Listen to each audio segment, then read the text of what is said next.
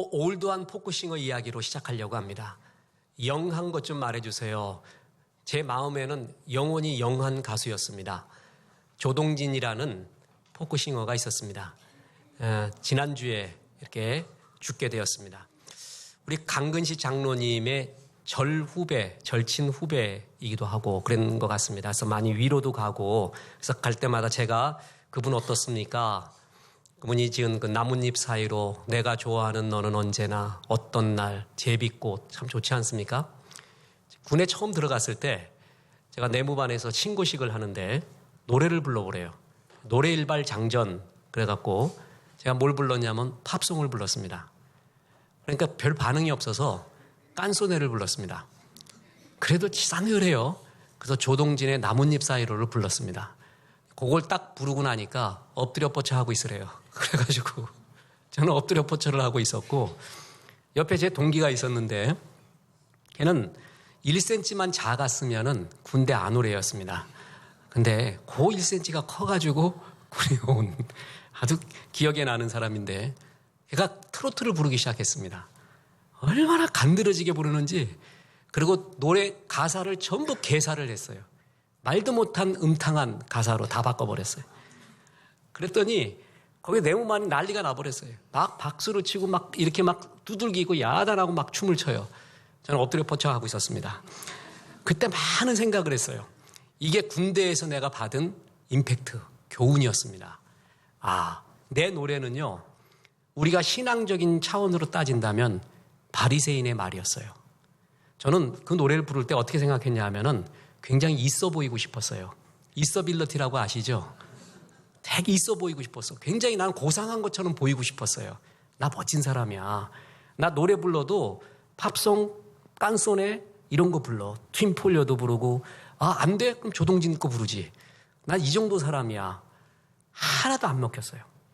이 사람이 트로트를 간드러지게 부를 때 그렇게 좋아하는 걸 보고 내가 뭔가 메커니즘이 잘못됐구나. 그때 느낀 것 중에 하나가 공감이 그렇게 중요하다는 거예요. 공감. 감동은 공감에서 나와요. 저 사람이 나와 공감을 할 때 사람들은 감동을 일으키는 거고, 내가 너무 멋져 보이려고 이래가면서 사람들한테 반감을 사게 됩니다. 공감이 우리가 갖고 있는 현실에서의 굉장한 행복감이라는 거예요. 인간은 제일 행복할 때는 영혼에 대한 기쁨이 있을 때예요. 그러나 현실적으로 또 기쁠 때는 뭐냐 하면 누가 나를 진짜 공감해 줄 때예요. 여러분 묻겠습니다. 어느 무명 시인이 제일 감동적일 때가 어느 때일까요? 저는 그 고백을 들어봤는데 그게 맞다 그래요. 아무도 안 알아주는 무명 시인인데 어느 날 길거리를 걸어가는데 어느 누군가가 전혀 알지 못하는 그가 내 시를 암송하고 있어요. 여러분 그때의 감동 한번 생각해 보세요. 그게 바로 공감이거든요. 사람은 이럴 때가 제일 기쁜 거예요. 여러분 우리가 소설을 좋아하잖아요. 이어령 전 문화부 장관 교수님이 지성에서 영성으로 2편을 냈습니다. 그래서 어제 책을 샀어요. 느끼는 바도 많고 생각하는 바도 많아요. 또 조심해야 될 것도 물론 있고, 그분이 이어령 교수님이 소설에서 왜 소자를 쓰는 줄 아니에요. 소설할 때 소자, 작을 소자가 들어가잖아요. 전설과 신화는 영웅들의 이야기예요. 근데 소설은 작은 자의 이야기래요. 거긴 특별할 것이 없는 사람, 우리 같은 사람. 배 나오고 머리 벗겨지고 똥똥하고, 그리고 애들밖에 모르고 그냥 김정은이 못 쳐들어오는 이유 중에 하나인 아줌마 같은 사람. 응? 가릴 게 없어. 가족을 위해 난 던질 준비가 돼 있는 아줌마. 그런 이야기.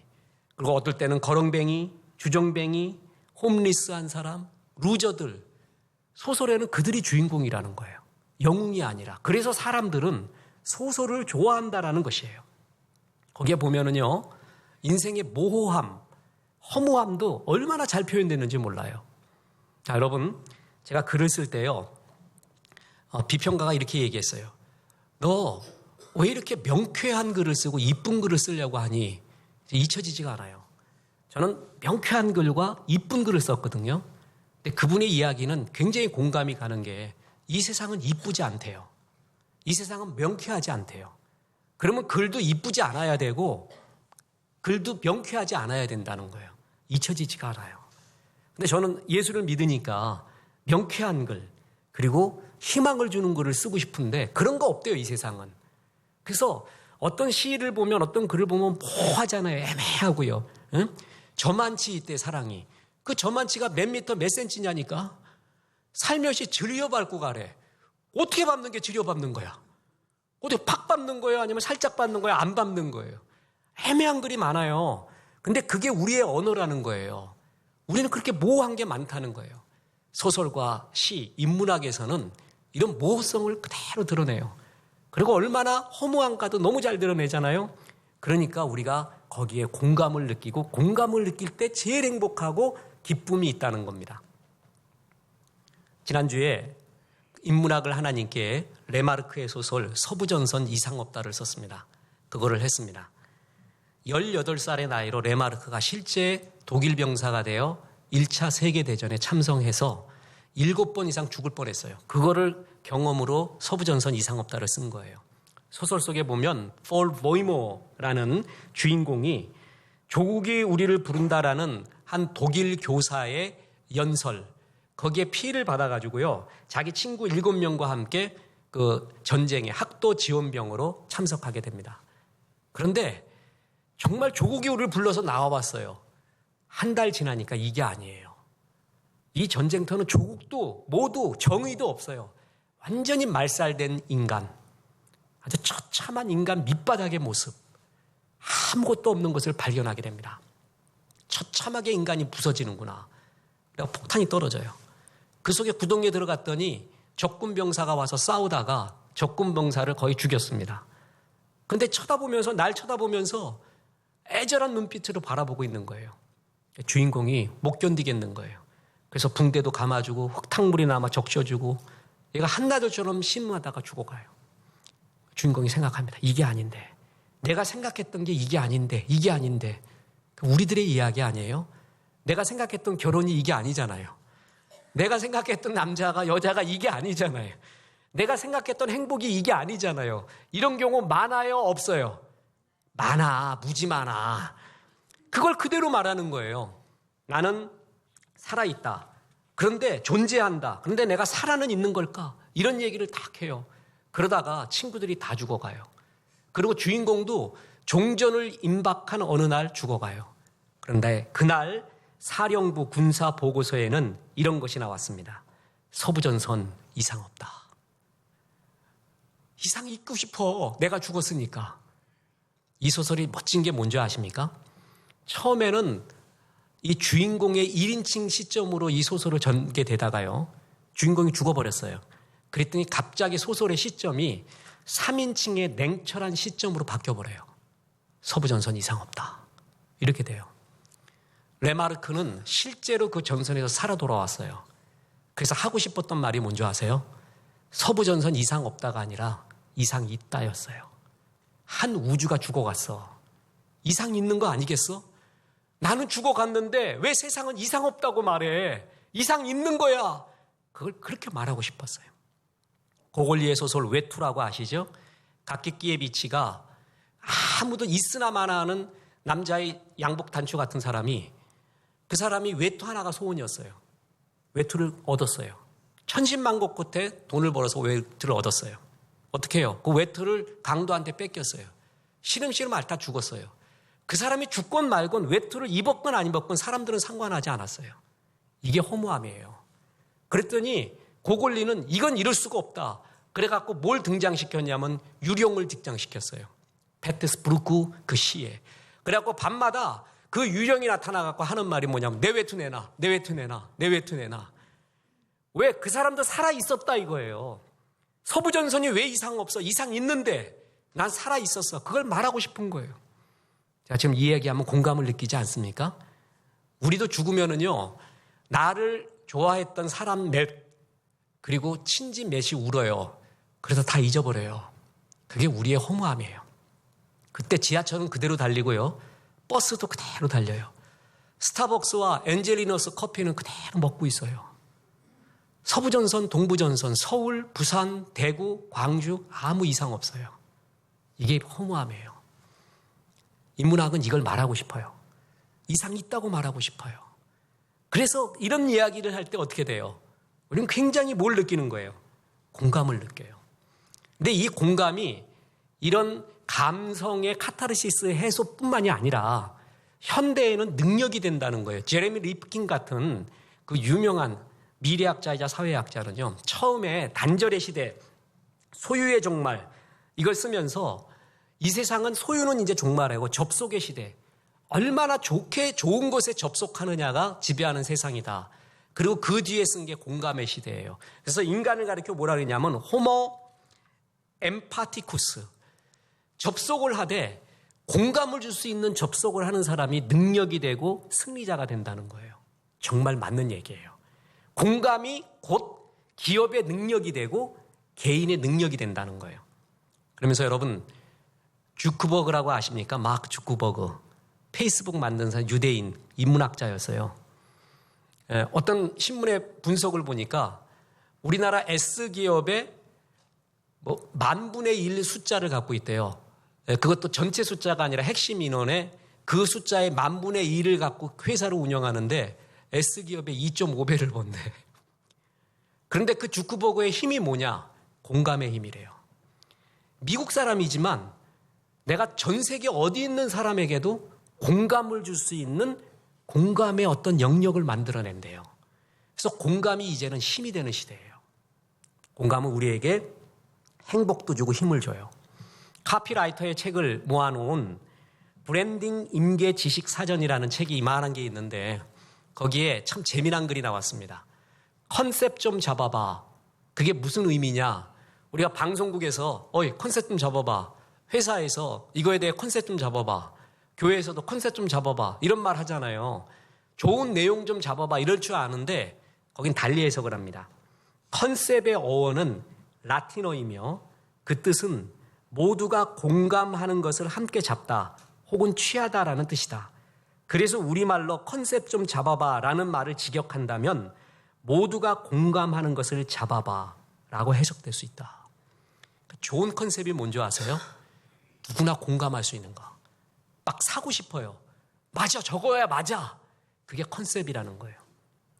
그래서 공감은 현실적인 능력도 되고 우리를 행복하게 하는 것이라는 거예요. 그래서 이 세상에서 최고의 인간, 능력 있는 인간, 만나고 싶은 인간은 나를 공감해주는 인간이에요. 이해해주는 공감. 그런데 여기에 문제가 있습니다. 인간은 공감까지는 합니다. 그러나 해결책이 없다는 게 문제예요. 인문학은요, 공감까지는 해요. 서부전선 이상 이때 나 외투 찾아달래.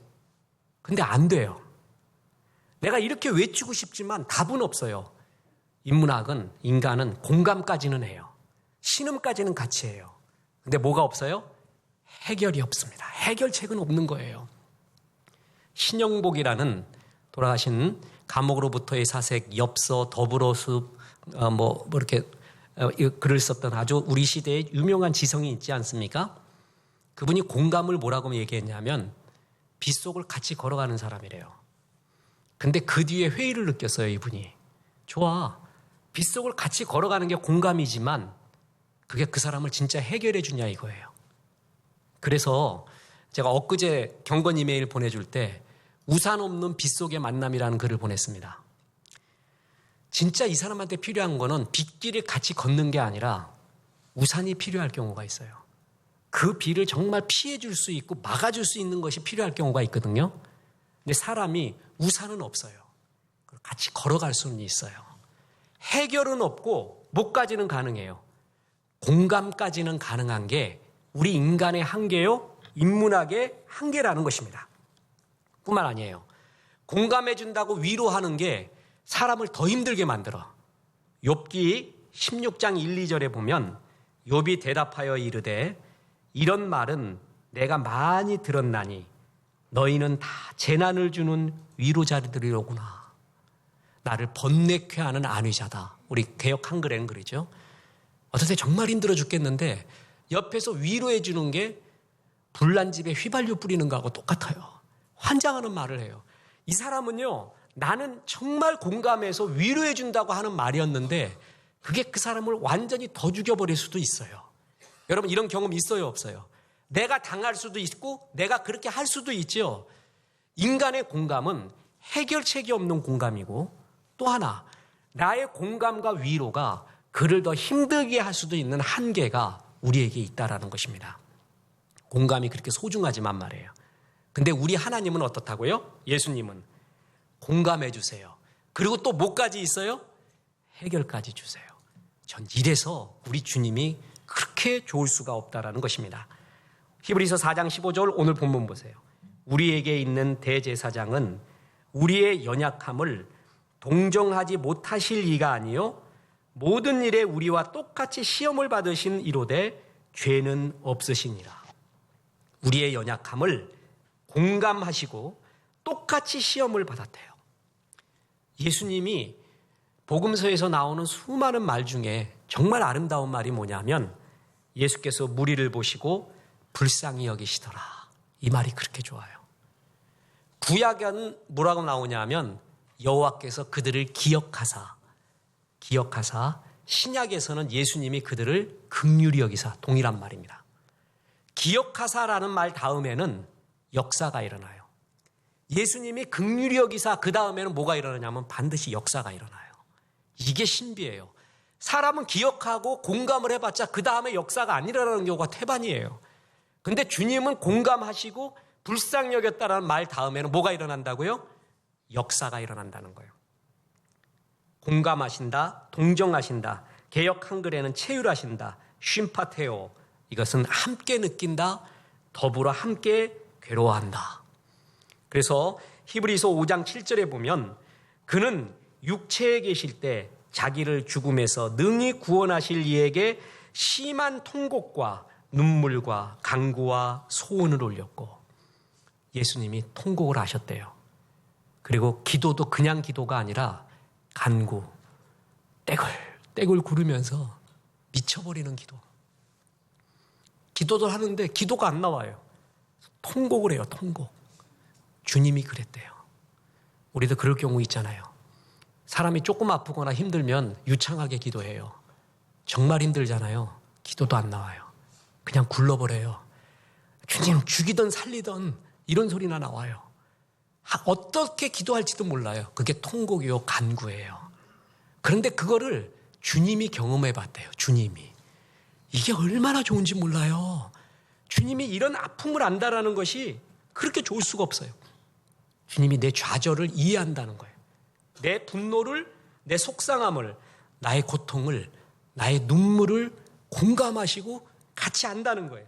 나의 방황, 답답함, 억울함, 말할 수 없는 나의 부끄러움, 그리고 해주고 싶은데 할 수 없는 그 무기력함, 그 모든 것을 이해하고 있다는 거예요.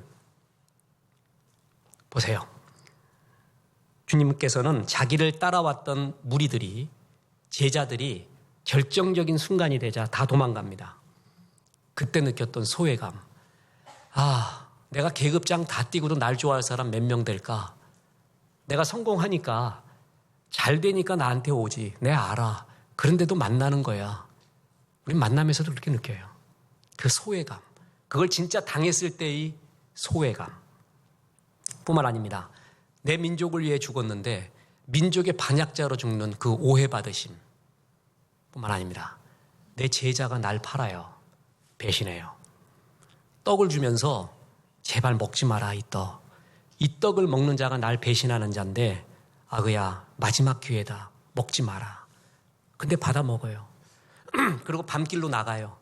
그리고 아침이 되자 스승님 잘 계셨습니까? 하고 거짓 키스를 하면서 로마 병정에게 이 사람이 예수인 것을 가르쳐주는 사인을 해줘요. 그때 느꼈을 예수님의 감정의 흐름, 감정 말이에요. 배신 당했다가 아니라 그때 느끼는 그 감정, 견딜 수 없는 감정 말이에요. 상처. 이거를 예수님이 경험을 하신 거예요. 그것뿐만 아니라 우리가 경험하지 못한 것까지 경험했어요. 예수님은 하나님을 평생 아버지로 불렀어요. 그런데 결정적인 십자가에서 죽을 당시에 그러면 아버지라고 더 불러야 되잖아요. 그때는 엘리 엘리 나의 하나님 아버지라고 불렀어요. 왜 그런 줄 아세요? 그때는 아버지와 아들과의 관계가 아니라 하나님과 죄인과의 관계였어요. 내가 경험해야 될 하나님과의 단절의 아픔, 지옥 가는 아픔, 그걸 예수님은 우리가 경험하지 못하는 이 깊고 깊은 영적인 단절까지 경험했어요. 여러분 뿐만 아닙니다. 십자가에서 몸이 진짜 아파봤어요. 한마디 할 때마다 피와 물을 다 쏟아요. 근데도 말을 하세요. 주님이 아프신 거예요. 여러분 몸 아픈 사람요, 옆에서 앞만 유래해 보십시오. 몸 아프면 외로운 섬입니다. 여자들 시인 될 때가 어느 때냐? 아플 때 자기 아픈 걸 설명할 때. 그때는 시인이야. 셰익스피어가 여기 있구나라는 걸 알겠어요. 남자는 그냥 아프대 조금.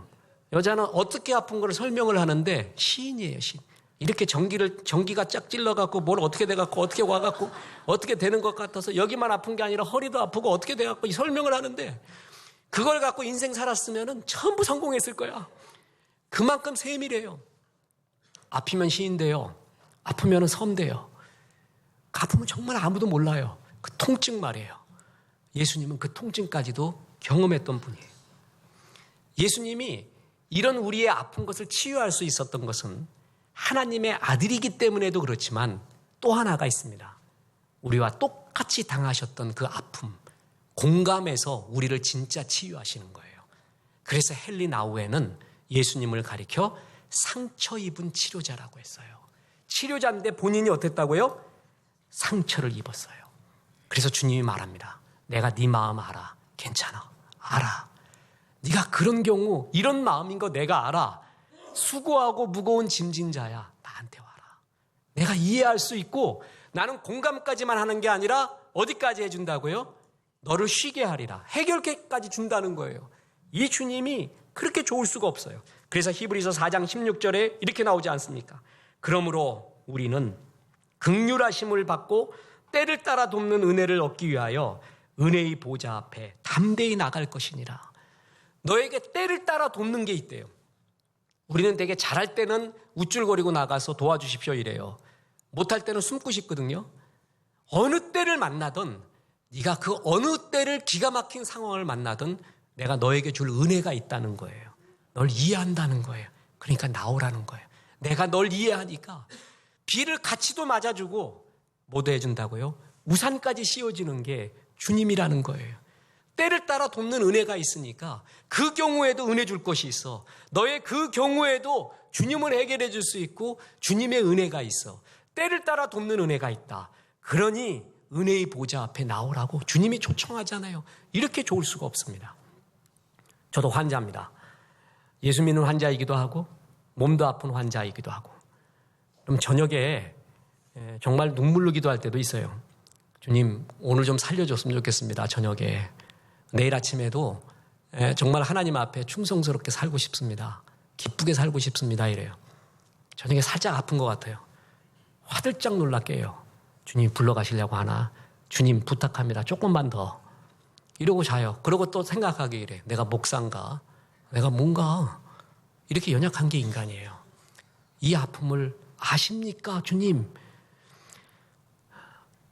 어떤 의학 저널을 봤는데 환자의 입장에서 본 이야기를 쓴 게 너무 공감을 가졌어요. 어떤 의사가 제일 좋은가? 내 병을 알았던 의사. 그러나 해결한 의사래요. 예를 들어서 이 의사가 똑같은 환자의 병을 알았어. 근데 해결했어요. 그 환자가 왔어요. 말 안 해도 우린 알잖소. 서로 말 안 해도 다 알아. 목사들끼리 만나면요. 한마디만 하면 그 뒷얘기 안 해도 다 알아. 그 다음에 무슨 얘기인지 알아. 그냥 커피만 마시지. 그래도 다 알아. 환자 얘기해요. 어디 아파요? 그러면 그 다음에 이렇게 아프죠? 이런 생각 안 드세요? 이렇게 안 아프세요? 완전히 그 사람이에요. 내가 아파봐서요. 그런데 염려 마세요. 이렇게 하면 낫습니다. 내가 나았거든요. 이거 큰일 나지 않아요? 괜찮아요. 나도 그렇게 아파봤거든요. 그때 이렇게 생각했어요. 이런 생각도 드시죠? 나는 이런 생각까지 했는데 당신은 그 생각까지는 안 해보셨어요? 막 그때 공감해요. 걱정 마세요. 그거 지나가는 일이에요. 그거 아무것도 아니에요. 어떤 건 이렇게 얘기해요. 이건 어떡합니까? 받아들이세요. 그냥 평생 안고 사세요. 평생 안고 살아도 삽니다. 저 보세요. 행복하게 살잖아요. 할 수 없어요. 그건 안고 가야 돼요. 이럴 때 안심이 돼요. 저 사람이 진짜 알아봤어, 의사가.